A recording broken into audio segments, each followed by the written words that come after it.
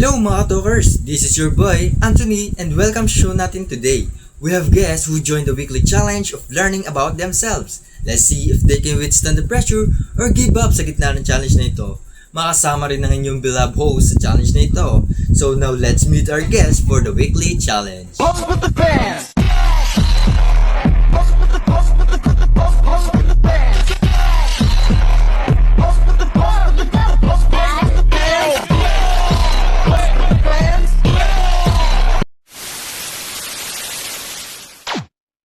At the start, we thought this was just another podcast, but we didn't expect how much we would discover about ourselves.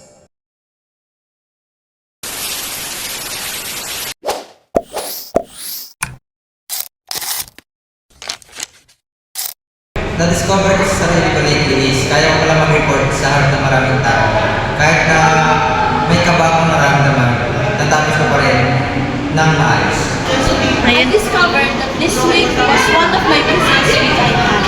I became very productive and I can multitask things in my life better than my Medyo napagtanto ko rin sa sarili ko na minsan masyado na rin ako sumisipag pagka isang utos lang ang nasusunod ko. Hindi katulad ng mga nakaraang araw, minsan may padabog-dabog pa ako. Then kahapon, nung inutusan ako, medyo din ako nagdabog. Then na-realize ko kasi na, ba't ako magdadabog kung pwede namang sundin na lang ako. Discover ko ngayong week about sa sarili ko ay natutulog ako ng late dahil sa para sa responsibilidad ko. Nahihirapan ako organize sa time ko para ayusin yung mga gawain.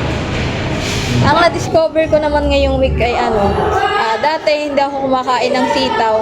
Pero kumakain ako ng ibang gulay. Pero ngayong week, nakain ko na siya. And for me, isang achievement yun. Dahil nadagdagan nga yung mga kaya kong kainin dahil picky eaters ako. At na-overcome ko yun this week. Na-discover ko sa sarili ko this week is lagi na lang akong puyat at pagod. Siguro bunga na to ng aking walang tulog at walang pahinga. Na-discover ko po this week ay mas nakahandle ko na pala yung mga bagay-bagay na yung mag-isa na ako sa buhay. At kahit sobrang busy ko, nagagampanan ko pa rin yung mga kailangan kong gawin sa bahay at sa pamilya. So, ang na-discover ko ngayong week na to is parang medyo nahihirapan ako mag-handle ng mga subject. Kagaya na lang ng sa ROEs kasi nga medyo pahirap na siya ng pera. Pero still, nabamanage ko pa naman kahit pa paano. Dapat talaga kinakaya ko pa. Na-discover ko sa sarili ko ngayong week na naayos ko na yung tulog ko and responsibilities ko. Nagiging productive ako sa mga bagay and nag-i-improve na yung time ko sa sarili ko at sa mga responsibility. Ang na-discover ko this week ay mas pahirap ng pahirap ang college life dahil may time na pumapasok lang ako para magpasa ng requirements. Kaya ang natutunan ko ngayon ay mas tatagan pa at magkaroon pa ng mahabang pasensya. Na-discover ko sa sarili this week is kaya ko naman pala mag-aral. So which is next week pala is midterm na. So pinagtuunan ko talaga napansin yung pag-review. So, I discovered about myself this week is that hindi ko pala alam na hindi ko kilala yung sarili ko and nagkaroon ako ng sobrang daming problema this week and merong pagkakataon na hindi na kinaya and yun, lumabas na lang na marami pa palang hindi nakakilala sa sarili. Ang na-discover ko ngayong week na to is since malapit na yung midterm is medyo review, ganyan. Kahit na medyo tinatamad, parang sinisipagan ko na lang kasi para sa future. I discover about myself this week is I am more focusing about my mental abilities than my physical abilities. Ang na-discover ko this week ay praning pala ako kahit sa maliliit na bagay. So, ang natutunan ko ay maging kalmado lang, tsaka chill lang para hindi lumala yung sitwasyon. We struggled to express ourselves, and sometimes we didn't even understand ourselves yet.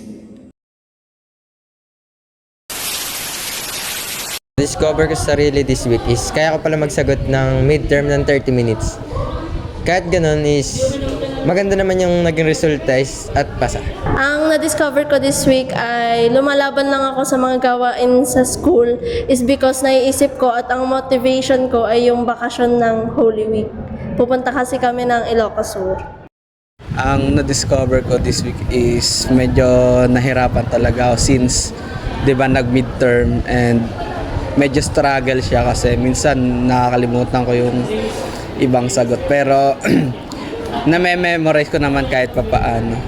Ang natutunan ko ngayong week ay bawat segundo, bawat minuto, bawat oras ay napakahalaga sa aking buhay dahil madaming unexpected na nangyayari sa araw-araw. Ang na-discover ko sa sarili ko this week ay kaya ko pala mag-review ng 2 subject sa loob lang ng ilang oras. Ang na-discover ko sa sarili ko this week is kaya ko nang maglangay ng 9 feet.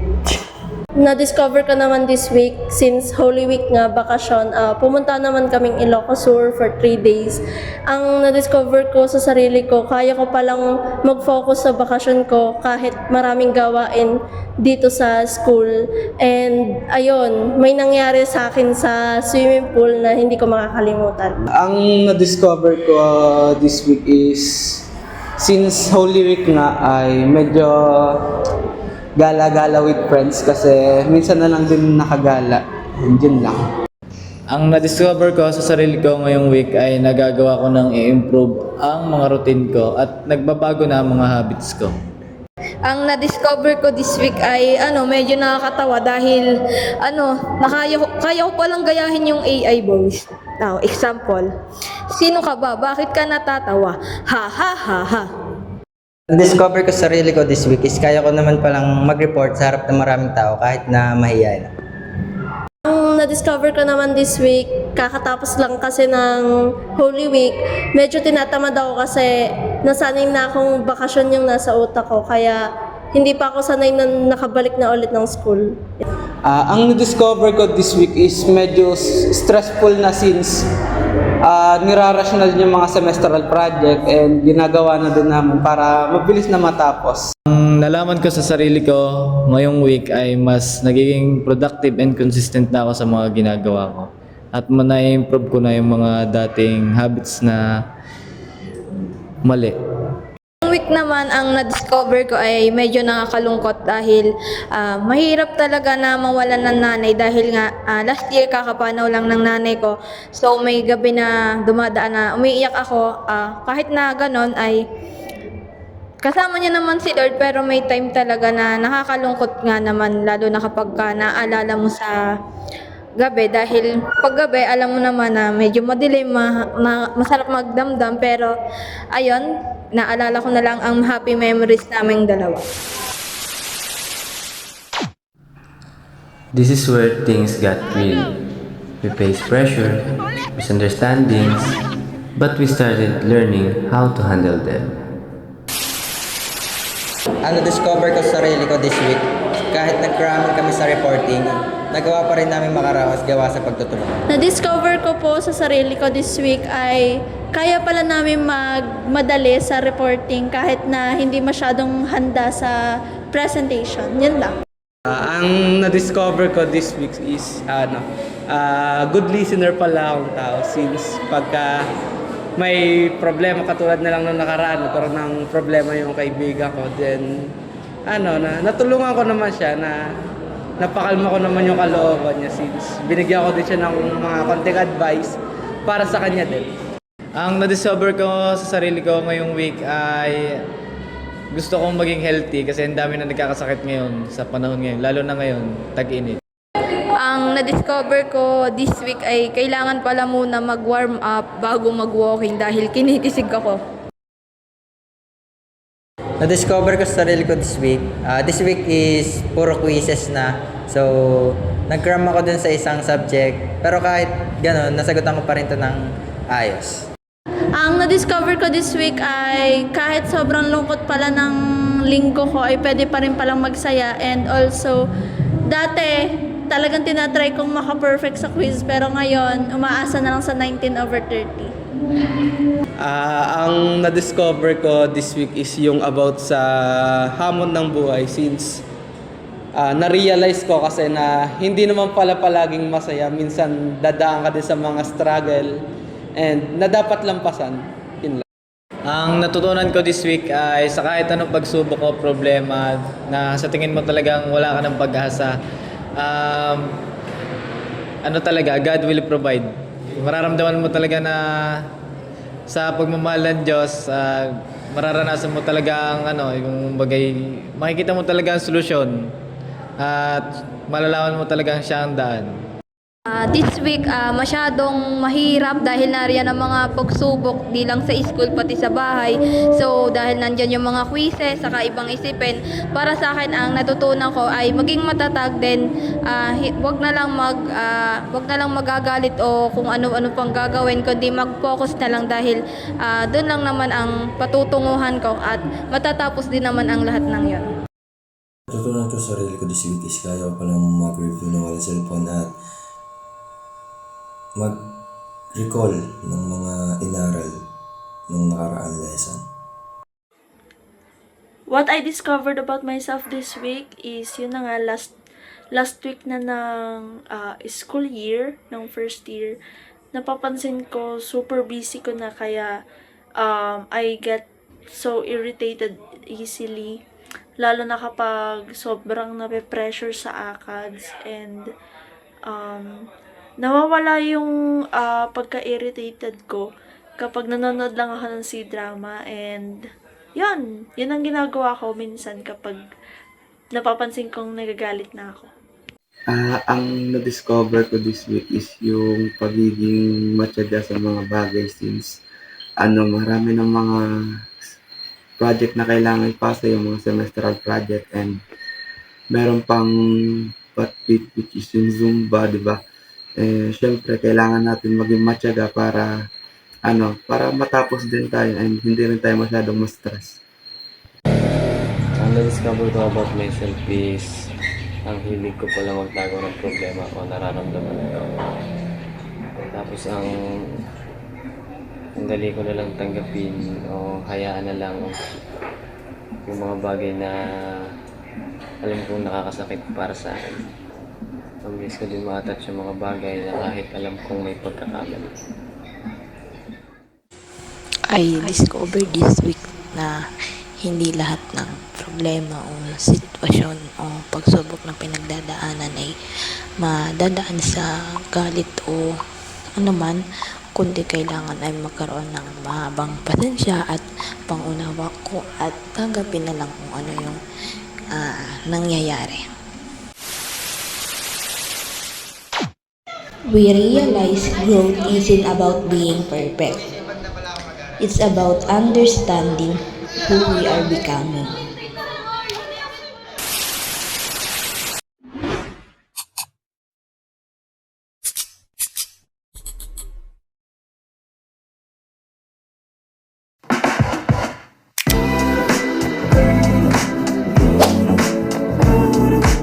How did we grow from week 6 to week 14? From week 6 to week 14, we grew both individually and as a group. At first, our reflections were more surface level, but over time we became more honest, self-aware, and open about our experiences. We learned how to express our thoughts more clearly and listen to each other with understanding. As a team, our communication and cooperation improved, and we became more organized, responsible, and supportive of one another. Overall, we didn't just complete the task, we developed confidence, deeper self-reflection, and stronger teamwork skills.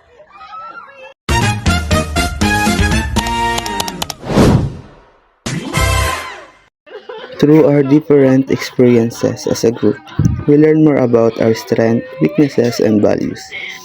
Also, we learn about our emotion and passion that can help us on how to respond to different challenges in our lives. We discover how we handle challenges and what motivates us to grow as individuals.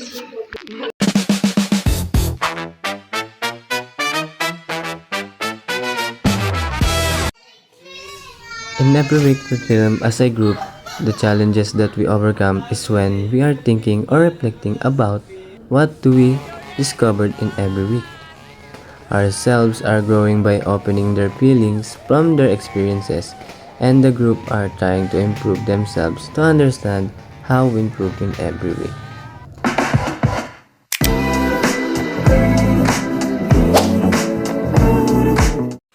How did teamwork influence our growth?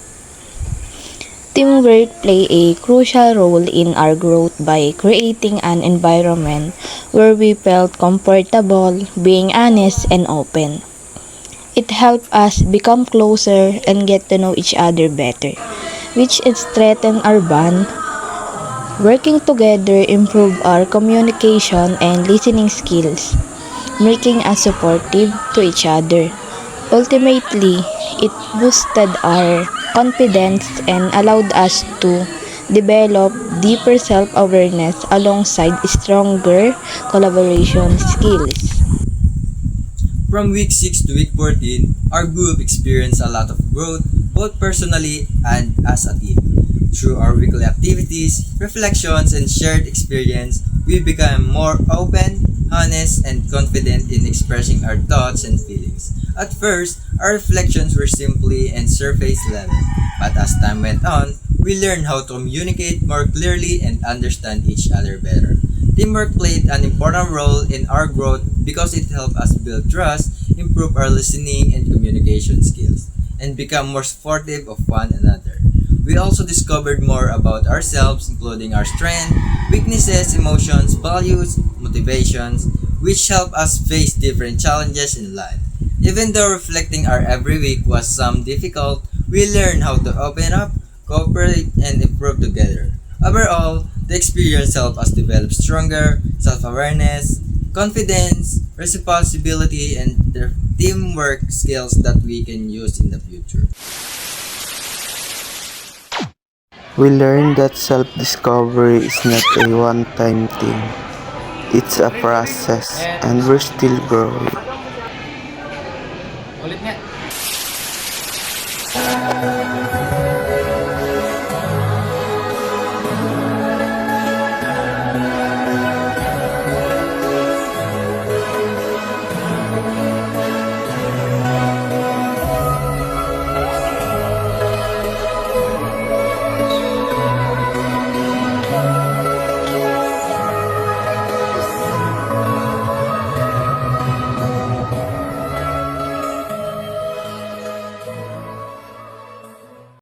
Cover ko din sa sarili ko is kaya ko lang mag-report na mataas.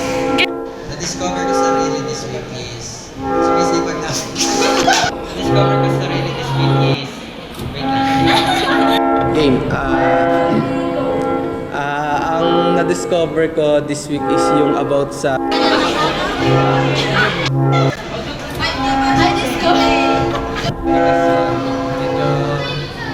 Napagtanto ko rin sa sarili ko na Na-discover ko po sa sarili ko this week ay kaya pala namin ang natutunan ko this week ay sa kaya natin magsulong ng problema na sa tingin game. Ang na-discover ko sa sarili ko ngayong week ay